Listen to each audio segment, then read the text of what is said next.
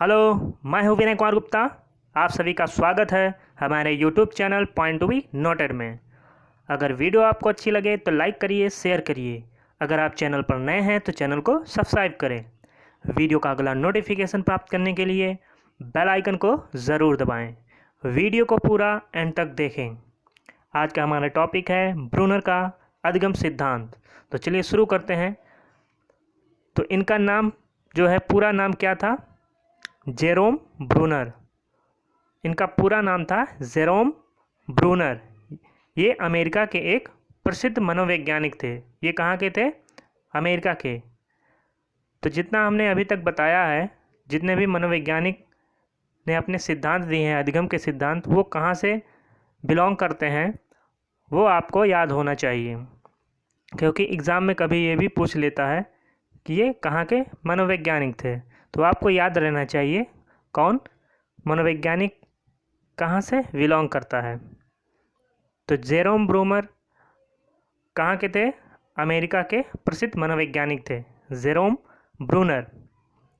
इन्होंने जो अपना संज्ञानात्मक विकास का सिद्धांत दिया था, इन्होंने जो जीन पियाजे का संज्ञानात्मक विकास था उसी के अनुरूप उन्होंने अपना सिद्धांत दिया था।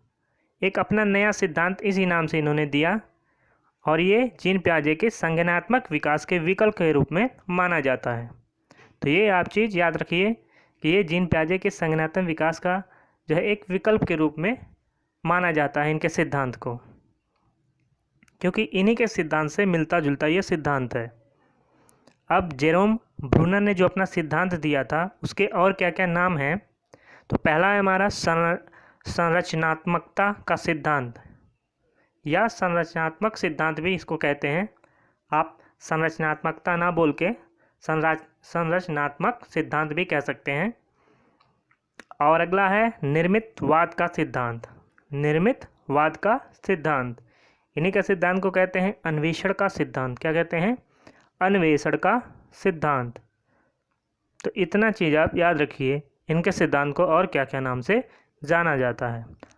अब इन्होंने क्या किया? इन्होंने संज्ञानात्मक विकास को कितने अवस्थाओं में बांट दिया है? 3 अवस्थाओं में। तो ये चीज़ आपको याद रहनी चाहिए। और जीन पियाजे ने कितनी अवस्थाओं में बांटा था? 4 अवस्थाओं में। तो उनका 4 अवस्थाओं में पहला क्या था? संवेदी गामक अवस्था था। दूसरा पूर्व संक्रियात्मक अवस्था था। तीसरा मूर्त संक्रियात्मक, चौथा था अमूर्त संक्रियात्मक अवस्था। तो इस प्रकार उन्होंने 4 अवस्थाएं बताई थी संज्ञानात्मक विकास की, और इन्होंने संज्ञानात्मक विकास की 3 अवस्थाओं का वर्णन किया है। तो एक एक कर हम देख लेते हैं। तो पहला उनकी अवस्था है क्रियात्मक अवस्था बताया था। संज्ञानात्मक विकास की पहली अवस्था क्या बताई थी? क्रियात्मक अवस्था, यानी एक्टिव स्टेज बोलते हैं इसको। ये होती है जन्म से 2 वर्ष। इसी को क्रिया निर्माण अवस्था भी कहते हैं। क्या कहते हैं? क्रिया निर्माण अवस्था। दूसरा है प्रतिबिंबात्मक अवस्था। प्रतिबिंबात्मक अवस्था, आइकॉनिक स्टेज। तो ये दूसरा स्टेज है इनका। इसकी अवधि कितनी मानी जाती है? 2 से 7 वर्ष। 2 से 7 वर्ष। तीसरी अवस्था है संकेतात्मक अवस्था। क्या है? संकेतात्मक अवस्था। इसको सिंबॉलिक स्टेज भी बोलते हैं। क्या बोल रहे हैं? Symbolic stage. इसकी अवधि कितनी मानी जाती है? 7 से 15 वर्ष। 7 से 15 वर्ष। इनकी जो दूसरी अवस्था है प्रतिबिंबात्मक अवस्था, उसको छायात्मक अवस्था भी कहते हैं। क्या कहते हैं? छायात्मक अवस्था भी कहते हैं, याद रखिएगा, अभी आगे हम बताएंगे। तो ये 3 अवस्थाएं इनकी थी। एक एक करके हम देखते हैं। पहली अवस्था इनकी क्या थी? क्रियात्मक अवस्था, एन एक्टिव स्टेज बोलते हैं इसको। इसमें क्या होता है? इस अवस्था में बालक जब पहुंचता है, इस अवस्था में आने पर क्या होता है? ये अपने अनुभूतियों को शब्दहीन क्रियाओं के रूप में व्यक्त करता है। तो आप देखते होंगे बच्चा जब जन्म लेता है तो जन्म से लेके 2 वर्ष तक वो अपने अनुभूतियों को क्रिया के रूप में प्रकट करता है। वो ना बोल के कुछ कह पाता है, समझा पाता है, ना शब्द प्रतीकों से कुछ कह पाता है, बस वो क्रिया करता है। जैसे अगर उसको भूख लगता है तो क्या करता है? वो रोने लगता है, हाथ पैर मारने लगता है, हिलाने लगता है। और खिलौना अगर देखता है तो उसको पकड़ता है, खेलता है उससे और उसको पटकने लगता है। तो ये सब क्रियाएं होती हैं 0 से 2 वर्ष की अवस्था में। इसी को बोलते हैं क्या? क्रियात्मक अवस्था, इन एक्टिव स्टेज। तो ये इनकी पहली अवस्था थी, बताई थी। इस अवस्था में क्या होता है, भाषा का महत्व ना के बराबर होता है, क्योंकि बच्चा अपने विचारों को भाषा के माध्यम से व्यक्त नहीं कर पाता इस अवस्था में। और इस अवस्था को और किस नाम से जानते हैं? क्रिया निर्माण की अवस्था या सक्रियता की अवस्था, क्योंकि इसमें बच्चा सक्रिय रहता। सक्रिय रहने का मतलब वो अपनी भावनाओं को व्यक्त करने के लिए क्रिया के द्वारा बताने का प्रयास करता है। जैसे भूख लगने पर रोना, हाथ पैर हिलाना, खिलौना पटकना, तो ये सब क्रियाएं वो 0 से 2 वर्ष के बीच में करता है, जिसको कहते हैं क्रियात्मक अवस्था। तो ये थी इनकी पहली अवस्था। अगली अवस्था है प्रतिबिंबात्मक अवस्था। इसको बोलते हैं आइकॉनिक स्टेज। क्या बोलते हैं? आइकॉनिक स्टेज भी बोलते हैं। इसी को क्या बोलते हैं दूसरी अवस्था को? छायात्मक या दृश्य प्रतिमा अवस्था। तो दो नाम आप इसका याद रखिए, प्रतिबिंबात्मक अवस्था तो होता ही है, और एक और है छायात्मक अवस्था या दृश्य प्रतिमा अवस्था भी कहते हैं। तो ये दो चीज़ आप याद रखिए। इसकी अवधि कितनी मानी जाती है प्रतिबिंबात्मक अवस्था की? 2 से 7 वर्ष। कितनी मानी जाती है? 2 से 7 वर्ष। और क्रियात्मक अवस्था कितनी थी? 0 से 2 वर्ष। इस अवस्था में क्या होता है, बालक अपनी अनुभूतियों को क्या करता है? अपने मन में कुछ दृश्य प्रतिमाओं को प्रकट करने लगता है।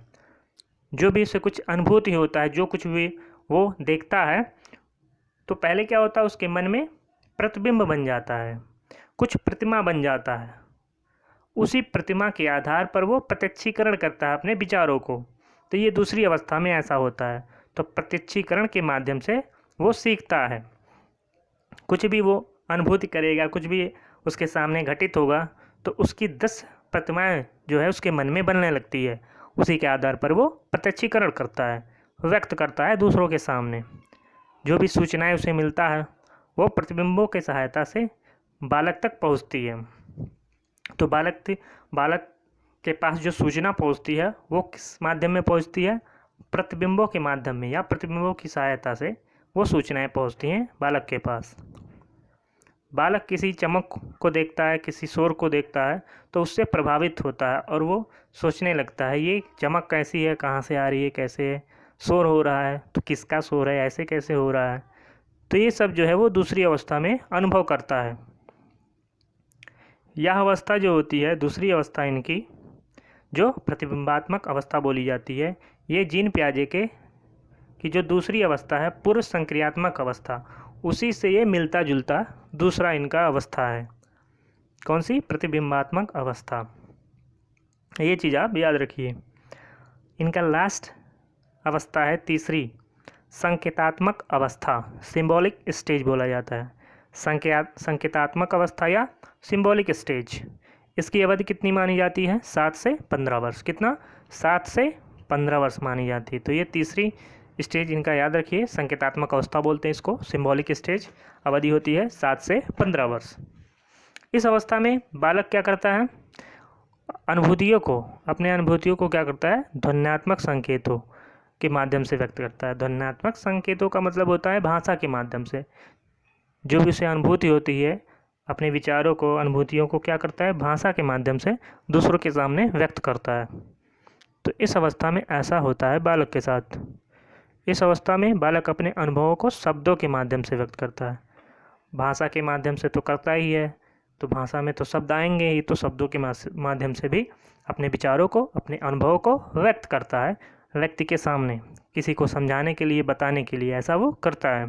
तो ये ऐसा तीसरी अवस्था में होता है जब वो 7 से 15 वर्ष में आता है। इस प्रकार बालक क्या करता है? प्रतीकों, सिंबल का उनके मूल विचारों से संबंधित करने की योग्यता का विकास करता है। तो क्या करता है इस अवस्था में बालक? जो भी सिंबल होते हैं उसको क्या करता है? वो अपने विचारों से संबंधित कर लेता है और उसके अनुसार अपनी योग्यता का विकास करता है। तो प्रतीकों का क्या करता है? अपने मूल विचारों में तब्दील करता है प्रतीकों को, तब वो दूसरों के सामने उसको प्रकट करता है। तो ये योग्यता जो आती है इस तीसरी अवस्था में आती है, ये योग्यता उसके पास। और इस टाइम जो होता है, इस अवस्था में बालक गणित भाषा और तर्क का उपयोग ज़्यादा करने लगता है। मतलब वो गणितीय भाषा, तार्किक क्षमता, ये सब विकास होने लगता है इस अवस्था में। तो ये थे हमारे 3 अवस्थाएं जो ब्रूनर ने बताए थे संज्ञानात्मक विकास की अवस्था को। तो वीडियो यहीं पे ख़त्म होता है। तो वीडियो आपको कैसी लगी? अगर वीडियो आपको अच्छी लगी तो लाइक करिए, शेयर करिए। अगर आप चैनल पर नए हैं तो चैनल को सब्सक्राइब करें। वीडियो का अगला नोटिफिकेशन प्राप्त करने के लिए बेल आइकन को ज़रूर दबाएं। तब तक के लिए धन्यवाद। जय हिंद, जय भारत, वंदे मातरम।